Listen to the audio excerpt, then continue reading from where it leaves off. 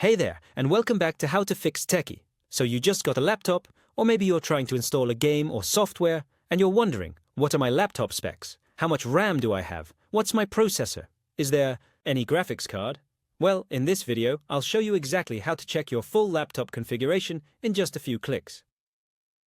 Let's get started. Step 1. Check the basic system info. Press the Windows key, pause, call, charge, hold, break on your keyboard. Or, right-click on this PC and select Properties.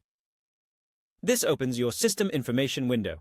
Here you'll see your processor name, installed RAM, system type, like 64-bit or 32-bit, and your Windows edition, but that's just the basics. Step 2. Check deeper system details. Press the Windows key and type System Information. Click the result that says System Information App. Now you've got a full overview. OS version, BIOS processor, details RAM, and even motherboard info. Step 3. Check your graphics card. Right-click on your desktop and select Display Settings. Scroll down and click Advanced Display Settings, then click on Display Adapter Properties. You'll now see your GPU name, whether it's Intel, AMD, or NVIDIA. Step 4. Storage and drives. To see how much storage you have, open this PC.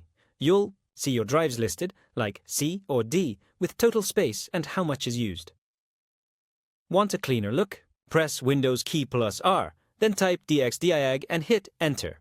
This opens the DirectX Diagnostic tool, which shows system, display, sound, and input details, all in one place. So now you know your laptop's full configuration: processor, RAM, graphics, storage, and more. Whether you're upgrading, troubleshooting, or just curious, this info helps a lot. If you found this video helpful, then subscribe to our channel, How to Fix Techie, and press the bell icon so you never miss any update.